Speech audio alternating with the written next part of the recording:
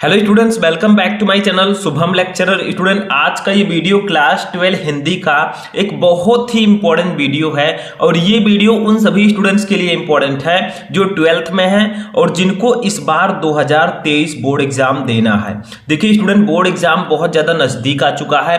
ऐसे में आपको 12th हिंदी की तैयारी कैसे करनी है ताकि आप हिंदी में 95+ मार्क अचीव कर सकें। ठीक है, तो आज का ये वीडियो बहुत ज़्यादा इंपॉर्टेंट है 12th वाले स्टूडेंट के लिए। तो इस वीडियो को शुरू से लेकर लास्ट तक आपको देखना है।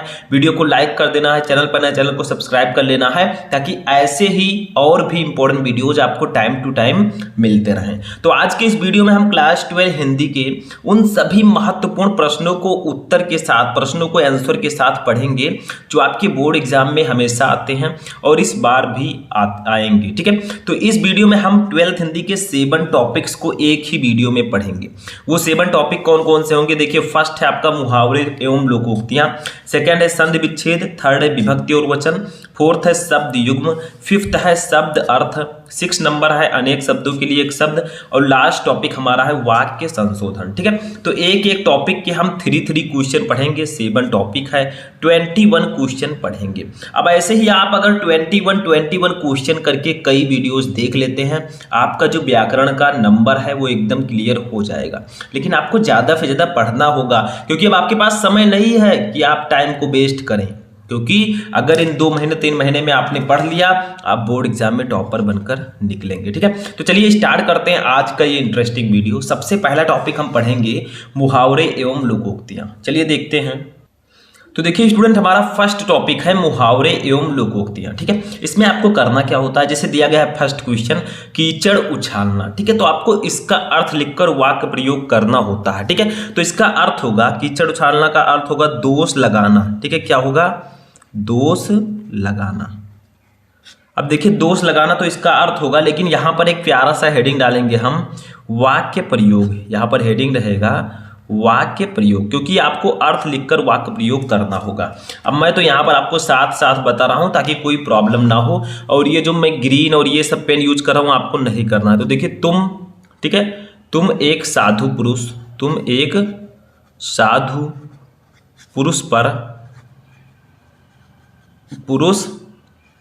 पर कीचड़ उछाल रहे हो, कीचड़ उछाल रहे हो, उछाल रहे हो। ठीक है, रहे हो। अब थोड़ा सा आपको लिख देना है, तुम्हें शर्म आनी चाहिए। ठीक है, थोड़ा सेंटेंस अच्छा होना चाहिए, थोड़ा वाक्य जो है आपका अच्छे से होना चाहिए, तभी वाक्य प्रयोग होगा। ठीक है, तुम्हें शर्म आनी चाहिए। ठीक है, तो क्वेश्चन आपका क्या था? देखिए, क्वेश्चन था कीचड़ उछालना, इसका अर्थ होगा दोष लगाना।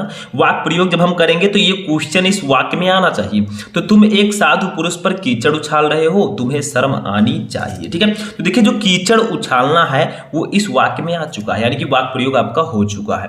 कोई जरूरी नहीं है कि आप यही वाक्य लिखें, आप दूसरा भी लिख सकते हैं। ठीक है, ऐसे दूसरा देखिए, दांतों तले अंगुली दबाना। ठीक है, इसका मतलब क्या होगा? दांतों तले अंगुली दबाना यानी कि चकित रह जाना।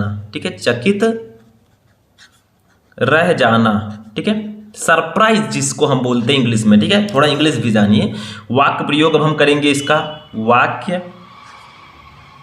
प्रयोग, एक हेडिंग डालेंगे अच्छा सा। ठीक है, और यहां पर हम इसका वाक्य प्रयोग करेंगे। ठीक है, तो देखिए, आपके साथ मैं लिखते हुए चल रहा हूं, भी बहुत टॉपिक हमें पढ़ने हैं, तो अच्छे से आप लोग जब भी किसी टॉपिक को देखिए तो अच्छे से ध्यान से समझिए, क्योंकि आधा अधूरा ज्ञान हानिकारक होता है। ठीक है, तो अजंता एलोरा, अजंता एलोरा की गुफाओं को देखकर, गुफाओं को देखकर, ठीक है, देखकर क्या होता है बताइए? दर्शकगण, जो दर्शक लोग होते हैं, दर्शकगण दांतों तले, ठीक है, दांतों तले अंगुली, ठीक है, दबा लेते हैं, अंगुली दबा लेते हैं, दबा लेते हैं। ठीक है, यानी कि कहा क्या गया, इसको ध्यान दीजिए। अजंता एलोरा की गुफाओं को देखकर दर्शकगण दांतों तले अंगुली दबा लेते हैं, यानी कि वो आश्चर्यचकित रह जाते हैं कि कैसी गुफा है ये। जैसे आप कोई चीज देखेंगे बहुत ही वंडरफुल, अगर आप चीज देखेंगे आश्चर्यजनक, तो क्या करेंगे? अपने दांतों तले अंगुली दबा देंगे, अरे दादा इतना हाई फाई। ठीक है, ऐसे तीसरा देखिए हमारा क्या है, तीसरा हमारा है आगे नाथ न पीछे पगहा। अब ये है लोकोक्तियां, क्योंकि मुहावरे एवं लोकोक्तियां दोनों रहती हैं। अभी दो हमने जो देखा वो मुहावरे थे, अब देखेंगे लोकोक्तियां। ठीक है, तो देखिए इसका अर्थ होगा बंधनहीन। क्या होगा? बंधनहीन। आगे नाथ न पीछे पगहा, यानी कि ना जिसके आगे कोई ना हो पीछे कोई ना हो, यानी कि जिसका दुनिया में कोई ना हो, उसका कोई भी बंधन ना हो, तो उसे हम बंधनहीन बोलेंगे। बहुत सारे लोग कहते हैं आगे नाथ न पीछे पगहा, गांव में सुनते होंगे, इसका मतलब इसके कोई है ही नहीं। ठीक है, देखिए वाक्य प्रयोग में हम क्या लिखेंगे? रामू के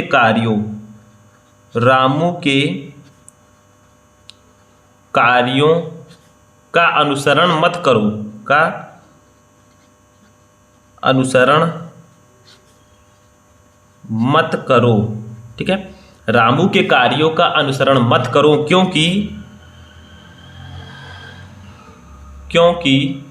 उसके तो आगे नाथ,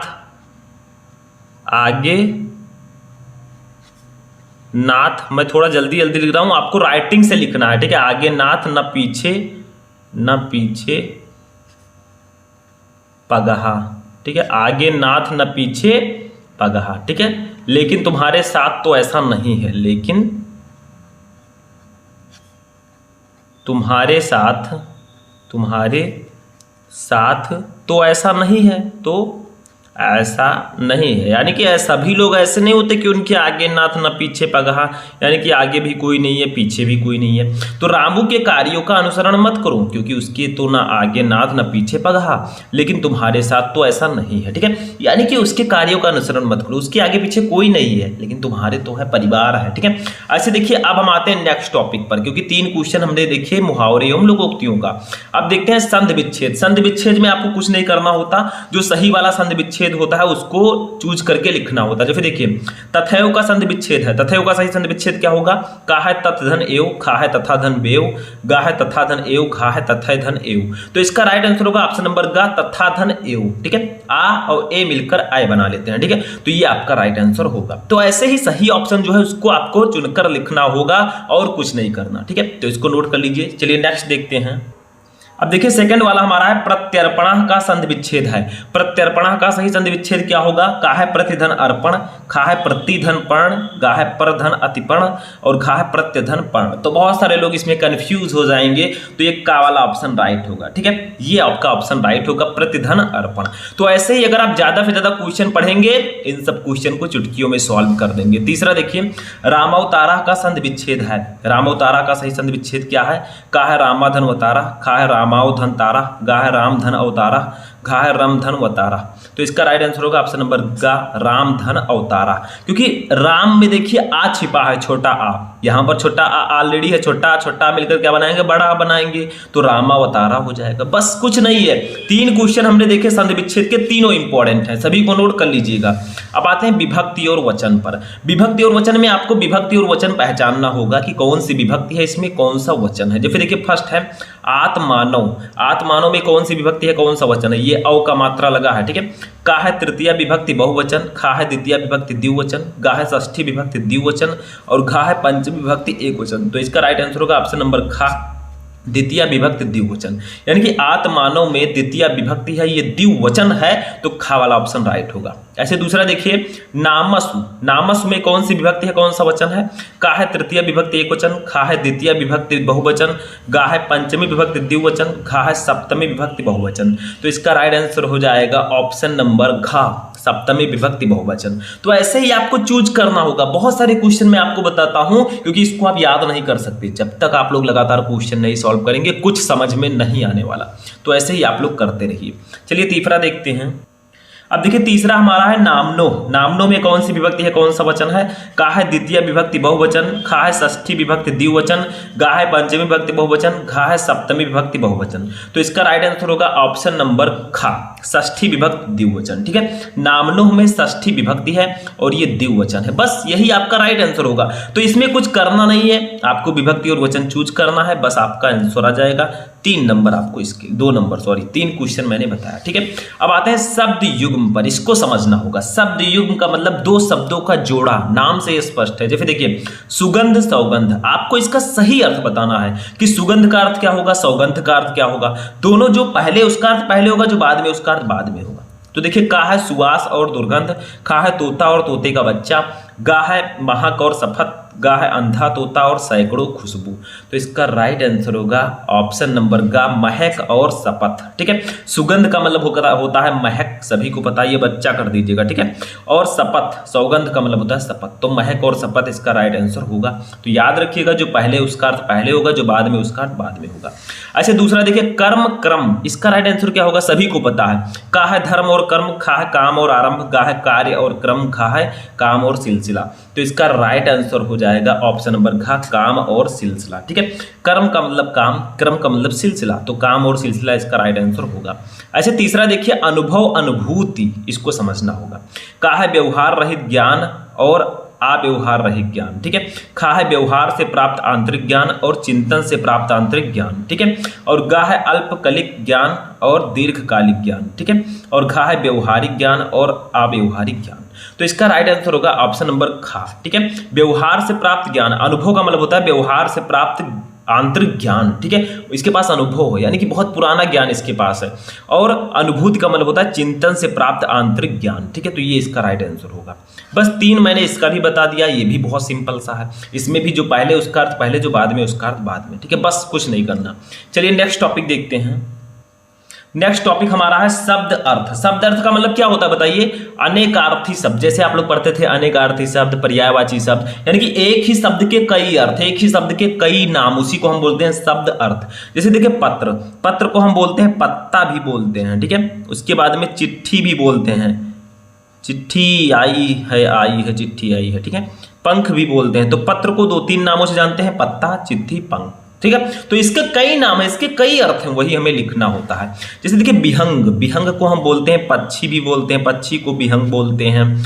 बाण को विहंग बोलते हैं, सूर्य को बोलते हैं। ठीक है, इसके कई अर्थ हैं, सूर्य है, चंद्रमा है। तो ये सब विहंग के पर्यायवाची शब्द हैं, अनेकार्थी शब्द हैं। अच्छा तीसरा साधना, साधना का क्या होगा बताइए, साधना का हो जाएगा तपस्या। ठीक है, आराधना,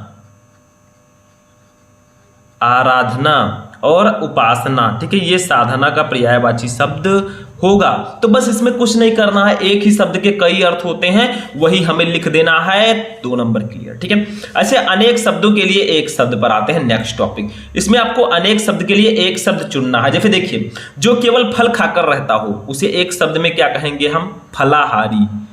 ठीक है, फलाहारी। जो शाकाहारी भोजन करता हो शाकाहारी, जो मांस खाकर रहता हो मांसाहारी, जो दोनों खाता हो सर्वाहारी। ठीक है, तीसरा देखिए जिसकी इच्छाएं बहुत ऊंची हो, आपकी इच्छाएं बहुत ऊंची हैं, आपको मैं कहूंगा महत्वाकांक्षी, महत्वाकांक्षी। ठीक है, आपकी इच्छाएं बहुत ऊंची हैं। तीसरा है जो शास्त्र जानता हो, उसे हम लोग कहते हैं शास्त्रज्ञ। जो शास्त्र वास्त्र जानता है उसे हम लोग क्या कहेंगे, शास्त्रज्ञ। ठीक है, बस कुछ करना ही नहीं है, समझ में आ गया, जो सब कुछ जानता हो। ठीक है, तो ये आपका हो गया तीनों, समझ में आ गया। चलिए नेक्स्ट टॉपिक देखते हैं, लास्ट टॉपिक। देखिए लास्ट टॉपिक हमारा है वाक्य संशोधन। नाम से स्पष्ट है, वाक्य में गलती है उसको सही करके लिखिए, वही है वाक्य संशोधन। जैसे देखिए केवल 100 रुपए मात्र की बात थी, अब इसमें गलती क्या है, देखिए वाक्य संशोधन का मतलब क्या होता है, वाक्य में गलती होगी उसको संशोधित कीजिए, उसको सही कीजिए, जो भी मिस्टेक है सही करके लिखिए। जैसे देखिए केवल 100 रुपए मात्र की बात थी, अब इसमें गलती क्या है, केवल और मात्र दोनों साथ में हम नहीं लगा सकते, एक को ही लगाना होगा, तो मात्र को हम हटा देंगे, तो लिखेंगे केवल 100 रुपए की 100 रुपए की बात थी, बस ये आपका राइट हो जाएगा, यही करना था। दूसरा देखिए एक फूल की माला लाओ, इस माला खरीद लेना, एक फूल की माला खरीद लेना, कुछ सुनिए थोड़ा सा समझिए दिमाग से, क्या इसमें गलती लग रही है, हाँ बिल्कुल गलती है। इसमें रहेगा फूल की एक माला लाओ, क्योंकि एक फूल की माला लाओ, एक फूल का कौन सा माला होता है, केवल एक फूल से माला बना लेंगे हम, तो फूल की एक माला खरीद लेना। ठीक है, माला खरीद लेना। अब ये आपका सही है, इस प्रकार से करिए। तीसरा देखिए, यद्यपि वह बीमार था परंतु वह स्कूल गया। देखिए आपने पढ़ा होगा यद्यपि वह बीमार था, ठीक है, अल्दो ही वाज सिक, ठीक है, परंतु वह स्कूल गया, बट नहीं लगेगा, यहां पर एट लगेगा, फिर भी, ठीक है। तो परंतु नहीं लगेगा, परंतु के जगह पर हम लिखेंगे फिर भी। जैसे आप इंग्लिश ग्रामर में पढ़ते थे, although he was sick yet he went to school, और यहां पर भी है यद्यपि वह बीमार था, फिर भी रहेगा, ठीक है, यद्यपि के साथ। तो यद्यपि वह बीमार था फिर भी